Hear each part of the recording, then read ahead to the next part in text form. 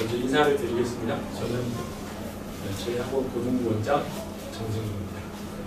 현대고 담당하고 있고요. 일단 오늘 저는 현대고1 학부모님들 이제 입학에 결정되시는 분들 보시고 현대고 내신 경향이 어떤가. 들어오세요. 들어오세요.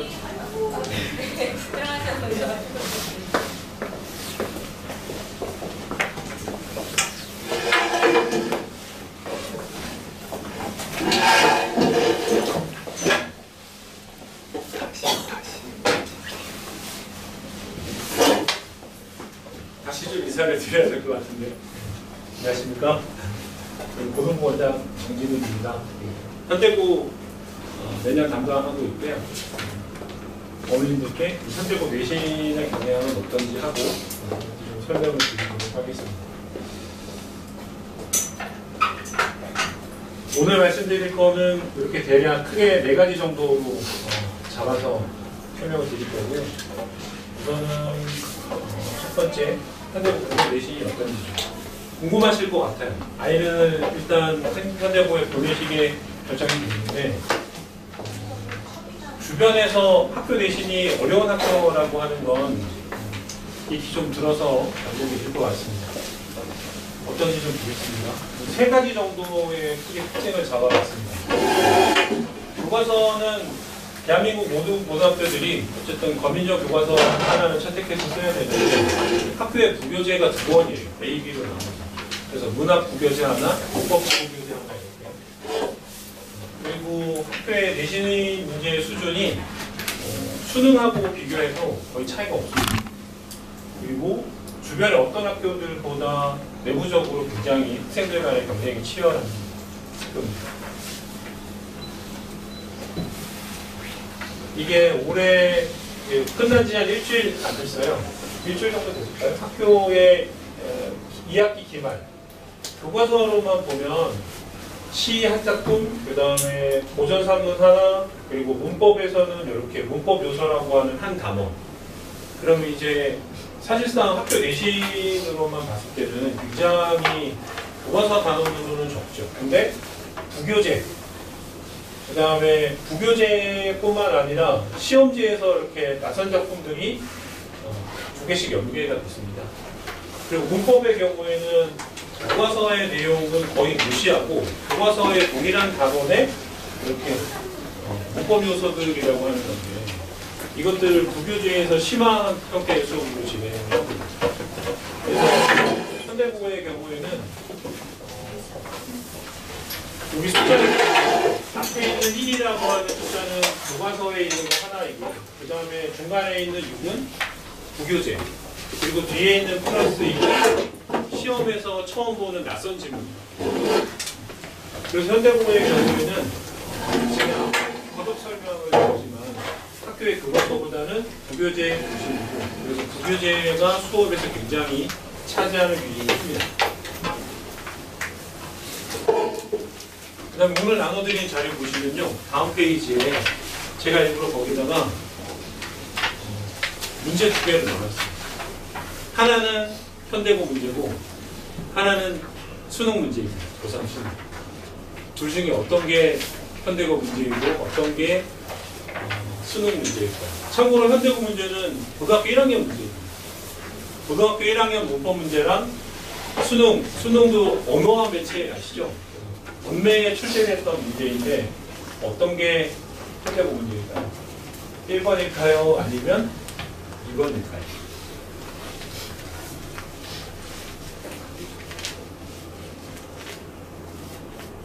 1번이 현대고 기출입니다.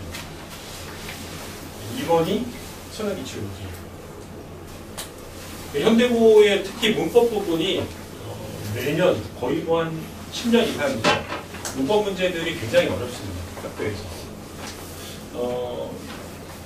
그냥 저의 예상이긴 하지만 이 문법이 어려운 기조는 앞으로도 계속 유지되지 않을까. 오늘은 시간이 없어서 수능의 변화 부분은 제가 따로 말씀을 드리기가 곤란한데 수능이 현재 선택 과목이 있지만 앞으로 2028학년도 수능에서는 선택 과목이 사라집니다. 선택 과목 사라지면서 쉬워지는 대부분의 과목들이 다 쉬워지게 되는데 국어 하나만 유일하게 문이과 학생들 전부 다 문법 공부를 해야 됩니다. 지금은 선택 과목에서 화작 선택을 하면 문법을 안 해도 되거든요. 근데 바뀌는 수능에서는 모든 학생들이 공통적으로 문법 공부를 다 해야 됩니다. 그러면 당연히 학교에서도 문법을 어렵게 가르치겠죠. 근거는 있습니다. 선택 과목이 도입되기 전에 현대고는 그때도 문법이 굉장히 어려웠었어요. 수능은 28학년도가 되면 선택 과목이 생기기 전에 수능으로 다시 회귀를 할 건데 그때의 수능 문제들을 고려한다면 문법 여전히 어렵게 가르칠 겁니다. 세 번째 학교 특징 좀 볼까요? 이게 올해 4번 시험의 등급 본퍼입니다. 1등급의 점수가 가장 낮았던 게 1학기 기말이고 1학기 개말에 1등급 컷이 91.5. 보통은 1등급이 이 정도다라고 하면 2등급하고 1등급의 점수 차이가 한 8에서 10점 정도 날 거라고 생각하시면 전혀 그렇지 않습니다. 시험이 쉬웠던 2학기 중간고사의 경우에는 1, 2등급의 점수 차이가 4.3점이에요. 4.3점이라고 하면 배점이 높은 문제 하나 틀리면 끝납니다. 그래서 학교의 내신 등급이 시험이 쉬울 때는 3등급 컷이 88.8이니까 89 정도 되겠고요. 시험이 어려울 때는 79.9니까 80점이 안 되죠.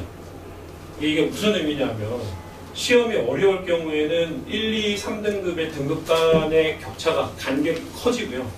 그 다음에 시험이 쉬우면 이렇게 앞으로 좀 올립니다. 근데 문제는 시험이 쉬우냐? 전혀 아니거든요. 시험 문제를 학생들이 처음 접해보면 1학년 처음 들어가서 내신 대비를 할 때 학생들한테 저희가 기출문제를 매주 테스트용으로 줍니다. 그럼 학생들이 테스트 문제로 학교 기출문제를 풀어보고 깜짝 놀라요. 문제가 너무 어려워서.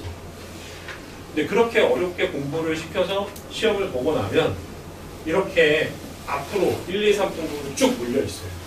현대고가 올해 440명 선발하겠다라고 계획을 했고 대체로 저희들이 보면 출발할 때는 400명이 좀 넘고 중간에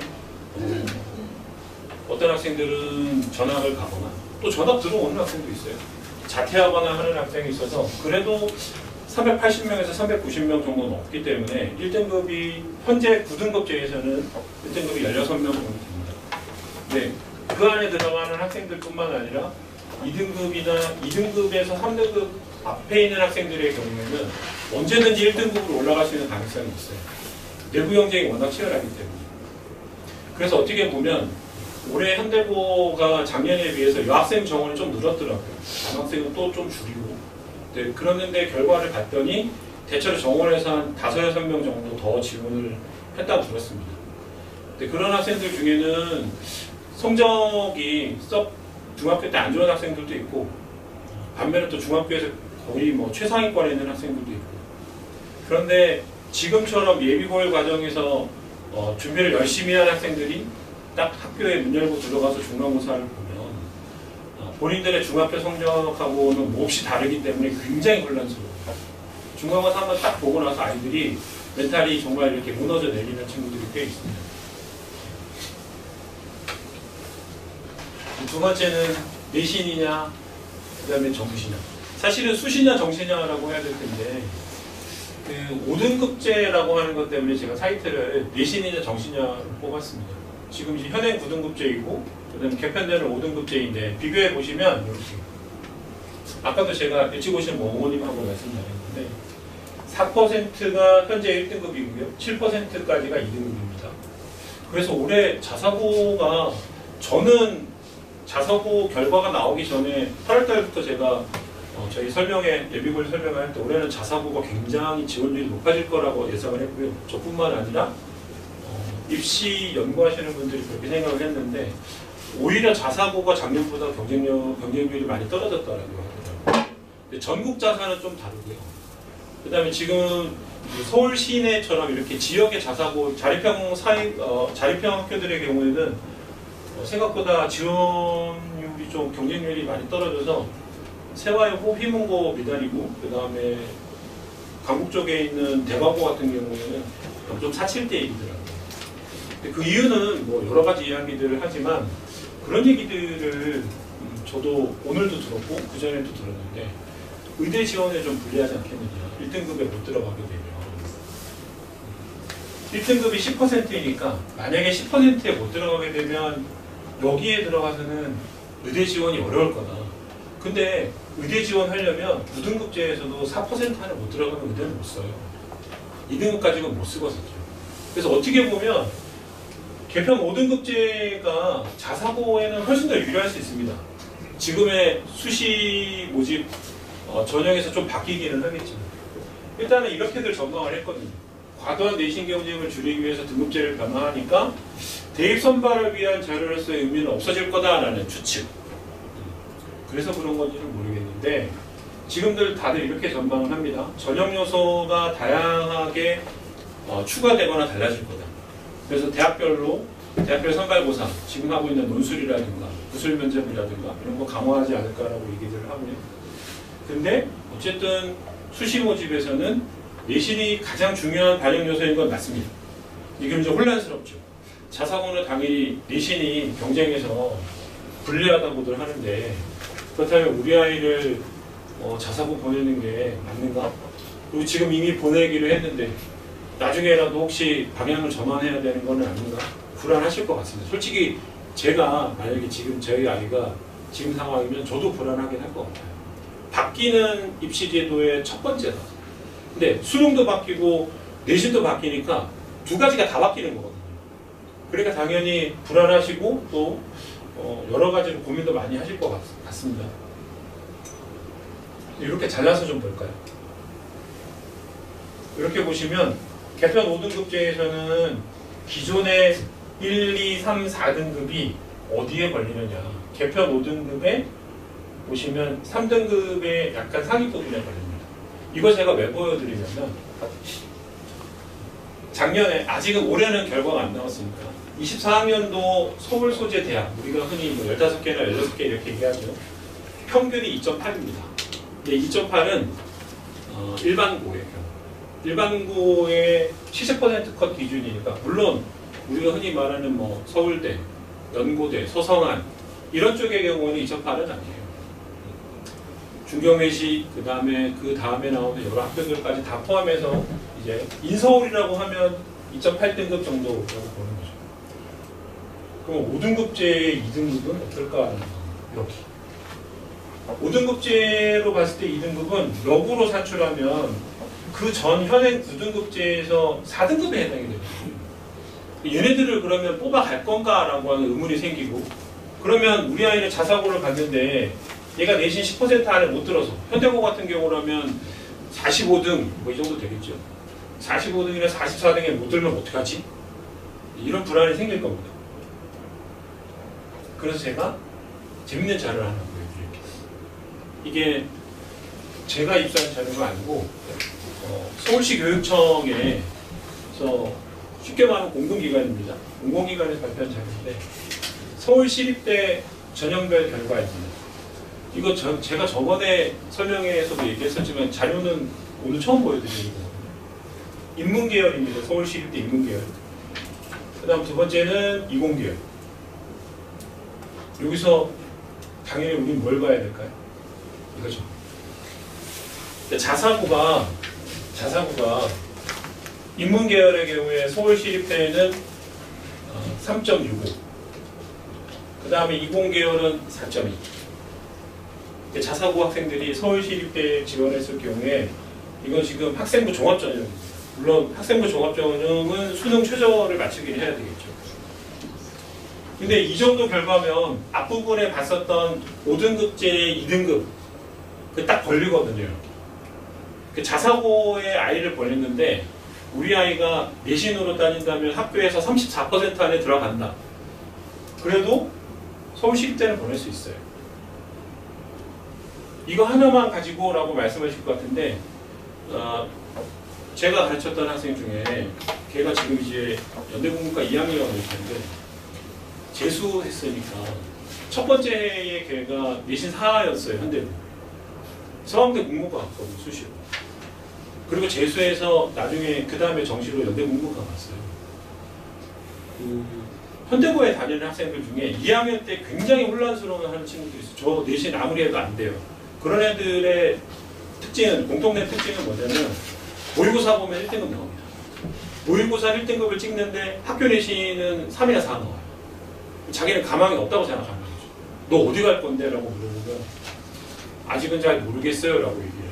근데 걔 머릿속에 서울대는 없어졌어요. 이제 연대나 고대도 가능성이 별로 없다고 생각하거든요. 그때쯤 되면. 그래서 얘가 정시로 전환하겠다고 얘기하는데 대놓고 제가 물어봐요. 너 정시 전환하면 어디 쓸 건데? 그럼 걔가 생각하는 정시 전환했을 때 자기가 그래도 용납할 수 있는 학교는 어느 정도냐면 한양대 정도 됩니다. 근데 그것도 굉장히 애가 높게 잡은 거예요. 자기는. 근데 솔직히 저기 밑바닥에 너 어디까지 생각하느냐라고 물어보면 현대고에서 내신 4등급이면 나는 갈 데가 없을 것 같아요 라고 얘기해요. 서울 시내에서. 그래서 서울 시내에서 나는 못 가니까 차라리 정시 전환해서 인서울이라도 하겠다고. 근데 4등급이면 가능하거든요. 자사고에서. 보시면 아시겠지만 일반고하고 많이 다르죠? 일반고하고 차이가 꽤 큽니다. 여기 보시면 1.2, 여기의 경우에는 1.9 정도 되죠. 이공계의 경우에는. 이건 제가 만든 자리 아니고요. 서울특별시 교육청 교육연구정보원에서 올해 발표한 거였습니다. 네, 이렇게 될 거라는 얘기입니다. 전망을 했었나요? 새로 도입되는 전형 요소에 대한 세밀한 검증이 필요할 겁니다. 영어 면접 같은 게 들어올 수도 있고요. 외부에서 하는 것처럼 굉장히 면접을 길게 볼 수 있을 겁니다. 면접의 질문지들을 학생들한테 주고 답을 생각하라고 한 다음에 구술 면접 형태일 텐데 사실은 입으로 떠드는 논술 시험 같은 게 될 수 있고요. 그 다음에 논술이 강화될 수도 있겠고. 대학별 고사를 본고사 형태로 보지는 못할 겁니다. 그건 교육부에서 철저히 금지하고 있기 때문에. 근데 어쨌든 변형하는 방법의 전형 요소는 대비가 필요할 겁니다. 수시 모집의 경우. 두 번째는 그래도 여전히 내신이 가장 중요한 요소죠. 1학년 때부터 차곡차곡 쌓아야 되니까. 두 번째, 자사고는 수시에 불리합니다. 제가 만약에 대학 관계자라면 전 바보가 아니거든요. 우선 뽑을 것 같아요. 근데 이제 그러면 아니 학교 고교 서열화가 없는데 얘가 자사고인지 아닌지 어떻게 아느냐. 그 방법은 저도 잘 모르겠어요. 근데 저희 학원에 전에 서강대 입학사정관으로 계시던 분이 있었거든요. 그분한테 넌지시 물어보면 아름아름으로 다 확인이 가능하대요. 그래서 아까 보시겠지만 자사고, 그 다음에 일반고 이런 학생들의 차이가 물론은 나중에 수능 최저에서 갈리기는 합니다. 일반고 학생들의 경우에는 지방의 고등학교들도 다 포함이 되기 때문에 경기도권으로만 가도 수도권에 있는 고등학교들이라고 해도 서울에서 반경 한 50km 안쪽에 있는 고등학교들의 경우에도 학교에 1등급인데 모의고사 1등급 안 나오는 학생들이 있어요. 그리고 저희 학원에 다니는 학생들도 보면 강북 쪽에 있는 학교들 학교에 내신은 1등급인데 수능 1등급이 안 나와요. 현대고는 다르거든요. 아이들이 내신 3등급인데 모의고사 1을 꼬박꼬박 찍어요. 그게 자사고에 들어가는 아이들이 처음부터 공부 잘하는 애들이 의욕적으로 자사고 지원하는 애들이 많아서 그런 거예요. 그럼 당연히 대학들은 어쨌든 수능 최저 기준도 있고 하니까 수능 최저를 바탕으로 해서 뽑아보면 자사고의 비율이 더 높은 거죠. 근데 걔네들은 내신은 좀 불리하기는 하지만 대학들은 사실 수능 최저라고 하는 거를 수시에서도 자기네들이 생각하는 마지노선으로 본다고 하더라고요. 아이가 내신은 좋은데 수능 최저가 안 되면 걔네들은 안 뽑아요. 그리고 지원하는 아이들 중에서 만약에 처음에 3배수를 뽑아놨는데 그 중에서 수시에 학생부 종합전형에서 50명 뽑기로 했는데 수능 최저가 안 된다. 10명을 못 채우겠다? 그럼 걔네들은 정시로 돌리는 건 다 아시잖아요. 그 다음에 정시 전환은 언제 해야 되느냐? 그다음에 꼭 해야 되느냐? 사실 이거 저희들한테 되게 아픈 거거든요. 아이를 정말 이렇게 내신 준비해가면서 그 다음에 아이한테 수능 수업 해가면서 괜찮다 잘하고 있다 얼르고 달라가면서 공부시켰는데 어느 날 갑자기 뛰어가서 선생님 그동안 감사했어요. 왜? 저 자퇴하려고요. 저희가 가르쳤던 학생 중에 지금은 이제 애들 3학년 올라가지만 해외로 유학 간 학생 3명이고요. 자퇴한 학생이 3명이에요. 현대고 학생들 중에서만. 걔네들은 하나같이 하는 이야기가 뭐냐면 저는 수시로 힘들 것 같아요. 이렇게. 근데 구구절절히 말씀드리는 것보다 제가 바로 하나 보여드릴게요. 똑같은 학생인데 이거 안 보이실 것 같아서 좀 이따 확대를 하겠습니다. 하나는 이 학생 1학년 때 중간고사 시험 보기 직전, 그러니까 정확하게는 중간고사 날 새벽입니다. 12시 아이가 질문을 하는 거거든요. 그리고 요거 옆에 있는 카톡은 12월 9일 올해 열흘 전입니다. 이 학생 1학년 때 1학년 1학기 중간고사에 52점 나왔어요. 근데 거기서 보면 아까 슬쩍 보여드렸지만 한 6등. 근데 이번에 95점 나왔어요. 진짜 무식한 애예요. 정말 황소 같은. 근데 황소 같다는 표현은 여러 가지 한쪽적인 의미가 있지만 처음에는 제가 그래서 여기 카톡 좀 확대해 볼까요? 뭘 물어보는데 엉망진창이에요. 그래서 제가 오늘 이제 좀 있으면 시험 봐야 되는 애한테 엉망진창이라고 이렇게 공부를 어떻게 했길래. 근데 딱 이번에 기말고사에 95점 맞았다. 얘가 그리고 사실 제가 여기다 카톡 하나 더 넣을까 했는데 그거 받고 지는 게 약간 너무 그런데 울었어요.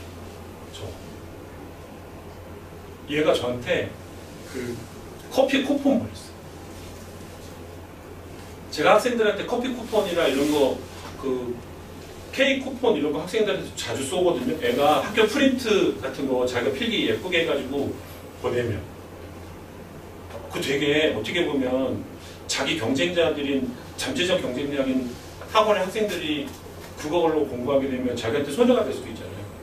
자기가 애써서 공부해서 정리한 건데 그거 저한테 이렇게 사진 찍어서 보내주면서 저희 수업 이렇게 했어요.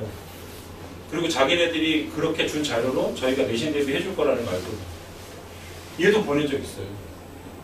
필기 엉망진창으로. 근데 얘가 이렇게 95점 맞고 저한테 선물 보냈어요. 한 번도 저는 솔직히 말하면 얘한테 선물 커피 쿠폰 딱 한 번인가 보냈었어요. 용기를 북돋워 줍니다. 얘가 그거 보내서 그거 보고 저희 집사람도 학원 강사거든요. 이렇게 제가 이거 보고 물끄러미 보고 있으니까 집사람이 보고 왜 그래서 저도 이제 나이를 먹어서 그런지 드라마 보고 울고 거예요. 왜 뭐 봐? 아이가 보낸 카톡이라고. 근데 집사람이 보더니 이렇게 좋겠다. 부럽다. 근데 진짜 그래서 얘는 3학년 때 저희 정시반에도 다니고 할 거지만 나중에 3학년 내신도 또 하게 될 거. 지금 이제 2학년이거든요. 3학년 올라가서도 저희 학원 다닐 건데 나중에 계속 추적 관찰하고 싶어요. 얘가 어떻게 될지. 그래서 제가 드리고 싶은 말씀은 뭐냐면 나중에 아이가 2학년 때 내신에 좀 흔들린다. 엄마 나 정시 전화 갈래. 빨리 세요. 현대고에서는 내신이 4 정도만 나오고 서울 시내의 최상위권은 아니지만 중상위권 대학들은 비벼볼 수 있습니다. 이거 죄송합니다. 이게 업계 용어라서 비벼본다는 얘기가 가서 정말 이렇게 얻어내볼 수 있어요. 걔네들이 학교 내신 때문에 의기소침해가지고 학교 생활도 너무 힘들어하고 공부에도 자기가 열심히 했는데 성적이 안 오르니까 공부할 의욕이 안 난다고 하더라고요. 모의고사는 1 나오고 모의고사는 공부를 학교 내신 때문에 공부를 조금 소홀히 해도 1 혹은 2 초반 나오는데 학교에 내신은 3 아니면 4. 나는 정말 공부 열심히 했는데. 그래서 저한테도 보이거든요. 숙제를 엄청 많이 줘요. 뼈뼈 다 해오고 질문도 하고 학원에서 수업이 9시 반에 끝났는데 10시 반까지 저를 잡고 있어요. 1시간 동안 질문한다고. 그러고서 나중에 시험 보고 나서 애가 눈이 새빨개져서 여학생이 막 눈이 퉁퉁 부어가지고 저는 안 되나 봐요. 이렇게. 근데 그런 애들한테 저희가 용기를 주기 위해서 이런 결과를 얘기해주면 아이가 믿으면 좋겠는데 그거는 그냥 특별한 하나의 케이스잖아요. 이렇게 얘기해요. 근데 나중에 가서 이제 곧 졸업하고 이제 대학 입학하고 그러고 나서 만나서 물어보면 나중에 후에 그때 그냥 계속 버텨볼 거예요. 저희 바깥에 보면 현대고 학생들 중에서 대학 간 친구들이 있거든요. 그 친구들 중에 내신 3등급도 많아요. 저희 지금 붙여놓은 거 보면 아시겠지만 다 유명한 대학들이잖아요. 물론 의대 간 친구는 1등급이었어요. 근데 그거 말고 내신 저희는 국어 내신만 보면 국어 내신 2등급인 학생들의 경우에도 연대고에 간 학생들은 수두룩하고요. 3등급인 학생들의 경우에도 할만한 대학도 많이 가요. 그러니까 현대고 보내시고 아이가 내신이 좀 처진다고 해서 안 되겠어 라고 너무 미리 성급하게 판단하시거나 결정하시지 말았으면 좋겠습니다. 저희는 이제 수업 어떻게 할 거냐? 일단은 저희가 이제 예비고일 수업을 올해 계속 끌고 가면서 이제 시즌 4입니다. 28일부터 시작하는 게 8주 동안 수업을 할 건데 이렇게 문학은 현대시 중심으로 할 거고요. 이거 반드시 필요합니다. 학생들이 고1 내신에서 제일 어려워하는 게 외부 지문 연계. 외부 작품이 딱 나오면 막히는 애들이 있습니다. 틀림없이 틀려요. 그런 애들.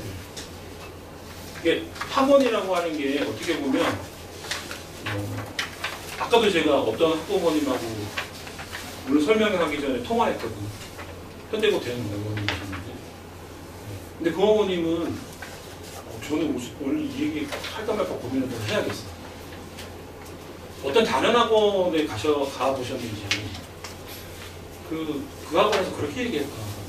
저희 학원에 현대고반이 없다고. 그 학원은 현대고는 수업 안 한다고. 제가 그렇게 깜짝 놀랐어요. 그럼 난 뭐지? 제가 이 학원에 근무한 지가 15년? 저희 학원 여기 20년 있었거든요.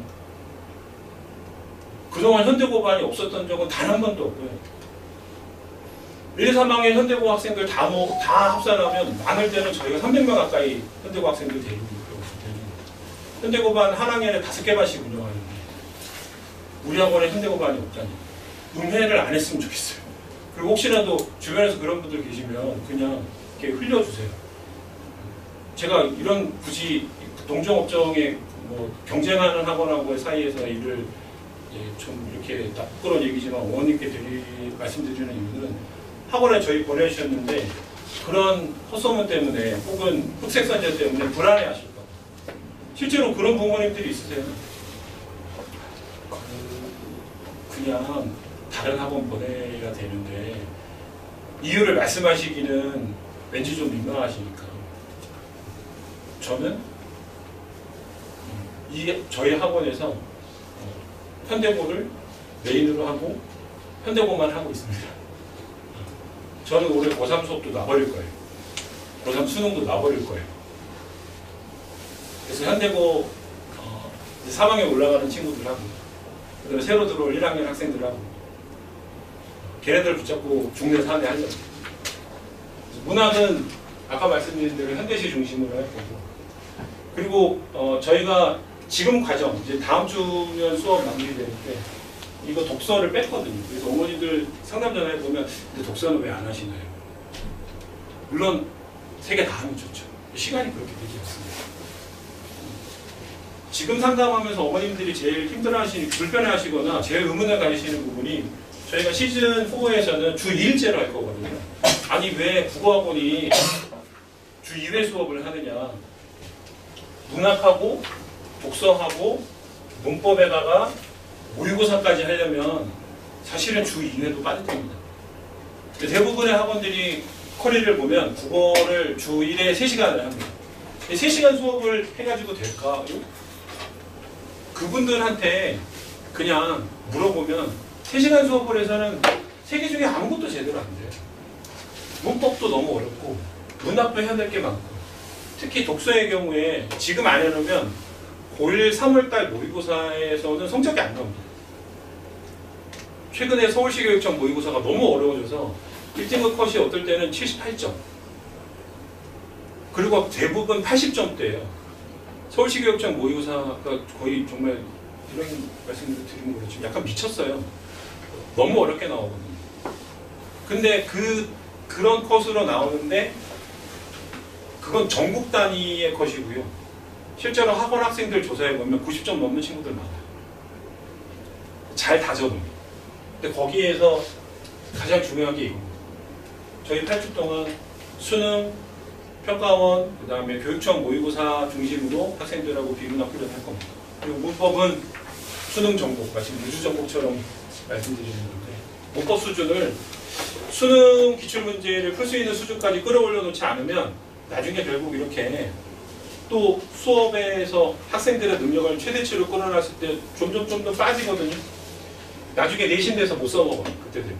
그래서 문법은 이 정도까지 해놓을 거고, 그리고 저희가 수업하면서 현대고의 내신 문제들 그러고 반영할 겁니다. 물론 올해 교과서가 바뀌기 때문에 바뀌는 교과서의 작품들을 저희가 바로바로 분석을 할 거고, 학교의 선생님들도 당연히 그 분야의 전문가들이시지만 저희가 보면 이 교과서에 새 작품 이게 들어왔네. 그러면 이 학교에 계셨던 선생님들의 실제 경향을 저희는 아니까 어떤 작품들을 연계해서 수업을 하시거나 혹은 그걸로 문제를 내시겠다라는 걸 저희가 예상할 수 있습니다. 그런 것들을 내신 기출 문제에 있으면 반영해서 수업을 할 겁니다. 28일 날 저희 개강할 건데 8주 동안 수업 진행하고 중간에 설 연휴를 한 번 쉴 겁니다. 근데 이렇게 정규 1, 정규 2로 나눠 놓아서 두 개를 선택을 하셔야 되는데, 문학하고 독서는 정규 1에서, 이거는 토요일과 일요일 수업에서 진행을 할 거고요. 정규 2의 경우에는 평일날 문법하고 그 다음에 모의고사. 모의고사를 하고 나서 풀라는 게 아닙니다. 지금은 저희가 수업하면서 학생들한테 모의고사 평일날 와서 풀라고 하는데, 시즌4에서는 학생들은 모의고사 집에서 풀어와야 되고요. 학원에서는 오답 정리한 다음에 바로 해설 강의 할 건데, 굉장히 궁금해 하셔서 저희는 굉장히 좋습니다. 관심들을 가져주세요. 우리 아이는 성적이 별로 안 좋은데요. 또 어떤 어머니는 우리 애는 선생님 아시겠지만 모의고사 풀면 틀리는 문제가 매주 5개가 안 되는데 그걸 무슨 1시간씩 수업해야 되나요? 그래서 저희는 수준별로 나눌 겁니다. 모의고사 성적을 가지고 학생들을 레벨을 하나, 둘, 셋 1, 2등급 묻고 3, 4 묻고 5, 6 묻고 이렇게. 사실은 정말 3개나 5개 안쪽에 틀리는 학생들한테 기본적인 거 설명하고 있으면 시간이 아깝잖아요. 그래서 걔네들한테는 문법의 가장 핵심적인 내용, 어려운 거, 그 다음에 비문학집이나 독해를 이런 식으로 문학작품 중에서 틀림없이 아이들 고전시가에서 막힐 거거든요. 그런 거 해서 학생들이 진짜 수업 시간에 얻어갈 수 있게. 대신 기초가 아직도 부족한 학생들의 경우에는 그런 학생들은 틀리는 문제가 맞는 문제보다 많을 수도 있거든요. 그런 애들을 1시간 동안 틀린 문제를 죄다 설명하면 걔네들도 또 얻어갈 수 있는 게 없어요. 그럼 그 시험에서 가장 중요한 테마들 위주로 기초부터 다지는 수업. 문법의 경우는 아까 설명드린 대로. 문법은 고1 내신에 필수 문법 단원들이 있습니다. 저희 지금 이미 바뀌는 교과서의 단원들은 다 확보를 했고요. 문법을 봤더니 달라진 게 하나도 없어요. 예전에 그냥 들리는 얘기로 수능이 바뀌니까 중세국어가 빠질 거다라고 했는데 봤더니 여전히 들어있고요. 문법 단원들은 조정된 게 하나도 없습니다. 그래서 이 부분들은 저희가 확실히 다져갈 겁니다. 연간컬인데 보기에 너무 글씨가 작죠? 3월 달부터 여름방학 하기 전까지 저희를 이제 이 과정으로 잡아서 2개로 나눠놨는데, 일단은 3월 모의고사가 너무 중요합니다. 전국 단위 시험이고 아이가 여름방학, 겨울방학 때 예비고일 수업 정말 제대로 했나? 그걸 진짜 제대로 확인할 수 있는 첫 번째 시험이라서 모의고사 대비 수업을 4주간 진행할 건데, 요거 수업할 때 걱정하시는 분들이 있어요. 그러면 내신 대비는 언제 하느냐? 그래서 모의고사 대비 수업하고 내신 대비 수업하고를 50대 50으로 진행을 할 겁니다. 그래서 올해는 아직 정확하게 내년이죠. 내년에 모의고사 일정은 아직 발표가 안 됐어요. 오늘도 제가 봤는데 업데이트가 안 됐고, 작년 기준으로 한다면 작년에 3월 28일 날 봤습니다. 그 전에는 3월 20일인가 그 정도 봤기 때문에 3월 달에 저희가 이 과정 개강을 하면 일단 모의고사 대비 4주 그리고 내신 대비 같이 이렇게 진행할 거고요. 그래서 중간고사 끝나고 기말고사의 경우에는 기말고사는 이제 100% 내신 대비. 당연히 중간고사의 경우에도 모의고사 끝나고 나면 100% 내신 대비 수업으로 갈 겁니다. 이게 제일 궁금해하시더라고요. 어떻게 관리할까요? 이 부분은 제가 가장 자신 있어 할 수 있는 부분이고 저희 학원 주변에 저희 경쟁하는 학원들이 있습니다. 그리고 어떻게 보면 그 학원들의 특성이 다양한 차이가 있을 수 있는데 저희는 이게 가능하거든요. 현대고를 그 학원의 선생님이 혼자서 담당한다? 그러면 학생들의 숫자가 많은 학원들의 경우에 뭐 장점이 있을 수 있습니다. 근데 저희는 현대고만 담당하시는 선생님을 저 포함해서 3분이고요. 그리고 수준별로 나눕니다. 저희만 현재 수준별로 나누고 있어요. 그냥 큰 강의실에 60명씩 몰아갖고 하는 수업은 어떻게 보면 약간 산만하기도 하고 무엇보다 학생들의 수준의 차이라고 하는 걸 수업 시간에 선생님도 감안하기 어렵고 그 다음에 그 수준에 맞게 수업하기는 사실 불가능하죠. 그래서 저희는 15명 내의 정원을 유지해서 수준별로 나눌 거고요. 그 다음에 학생 관리를 저희가 직접 합니다. 강사. 부담님한테 맡기는 게 아닙니다. 이 학생이 어느 부분이 취약하다. 그러면 보충 수업을 불러서 저희가 보충 수업을 하는 거예요. 과제물을 보고 과제물에서 어느 부분이 계속 취약하다? 그럼 저희가 관리를 할 거예요. 수업하는 사람 따로 관리하는 사람 따로 있으면 그런 경우에 효율적이라고 볼 수도 있지만 문제는 둘 사이의 커뮤니케이션이 한 몸인 것처럼 100%일 수는 없잖아요. 그 다음에 이제 과제물하고 테스트 부분인데 테스트를 보고 난 다음에 테스트의 성적에 따라서 저희들이 학생들 개별적으로 평일에 부를 겁니다. 그렇게 해서 재시험 보고 시험 결과에 따라서 또 시원치 않으면 학생을 불러서 또 보강을 할 거고 피드백이 계속 돼야 되는 거거든요. 보냈는데 아이가 수업도 만족하는 것 같은데 근데 나중에 보면 우리 아이가 취약한 부분이 있는데 거기에 대해서 학원에서는 제대로 점검을 하고 있는지 거기에 대한 피드백을 해주는지 그런 거에 대해서 결과물이 눈으로 보여야 나중에 보내고 나서도 좀 안심을 하실 거고 그리고 당연히 성적도 괜찮을 거고 아까 제가 카톡 보여드린 그 친구죠. 그 친구는 질문을 하러 오면 정말 1학년 때는 기초가 없어서 남들이 들으면 이렇게 의아할 만한 질문들을 해요. 그래서 절대로 밖에서 질문 안 하고 교무실로 찾아왔었어요. 그리고 제가 되게 면박도 나죠. 어떻게 이렇게 해가지고. 근데 정말 뭐라 그럴까요? 한 번도 삐지지 않고 시키면 시키는 대로 하고 그러면 결과가 나중에는 분명히 달라질 수 있고 저희 시간표입니다. 심화반, 정석반, 심화반에서 일단 심화반을 2개를 열 거고요. 지금 다니고 있는 학생들의 경우에 이 시간표에 안 되는데 그러면 지금 다니고 있는 시간표에 그냥 그 시간에 다녀도 괜찮습니다. 저희가 여기서 아마 3월 달에 개강하기 전에 반을 하나 더 열게 될 것 같아요. 많으면 저희가 5개 반까지 가고 보통은 4개 반으로 진행을 하고 일단은 심화반하고 정석반으로 운영을 할 거고요. 그 다음에 여기 정규 2 부분은 화수 목금에 이런 식으로 저희가 배치를 해놨습니다. 오전 10시 반에 시작하는 반, 오후에 시작하는 반. 근데 최근에 보면 압구정중학교나 그 다음에 강북 쪽에 있는 중학교들 중에서 여기 압구정중도 마찬가지지만 방학을 1월 달에 하더라고요. 중학교 방학을. 1월 7일, 어떤 학교는 1월 10일 넘어서 하는 학교들도 있거든요. 그럼 저는 이거 어떻게 해요? 저희가 그래서 토요일과 일요일에도 정규 2 수업을 넣어놨습니다. 그런 학생들의 경우는 한시적으로 그때 오고. 이거 하면 처음에는 학생들이 좀 투덜대고 어떤 부모님들께서는 아이 시간 빼기가 너무 힘들어서 근데 저희가 이거 작년에도 이거 하고 나서 설문조사를 했거든요. 수업에 만족도. 학생들도 좋아해요. 왜 좋아하냐면 저희가 정규 수업에 수업하고 나면 과제물 있고요. 그 다음에 모의고사 과제물이 또 45문제짜리가 나갑니다.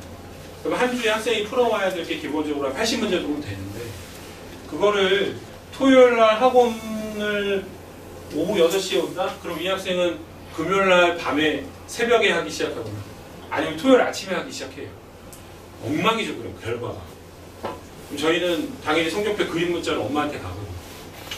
그럼 어머님 전화 오세요. 모의고사가 엉망진창입니다, 선생님. 과제물이 30몇 점이라니요.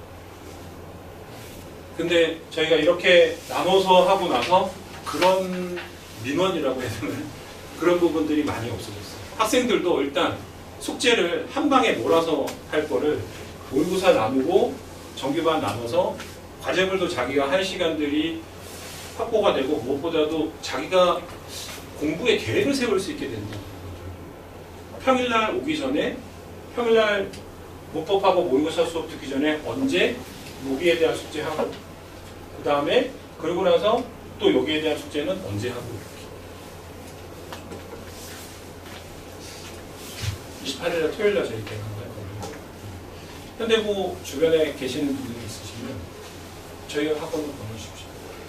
저희가 책임지고 잘 가르치겠습니다. 혹시 질문 있으신가요?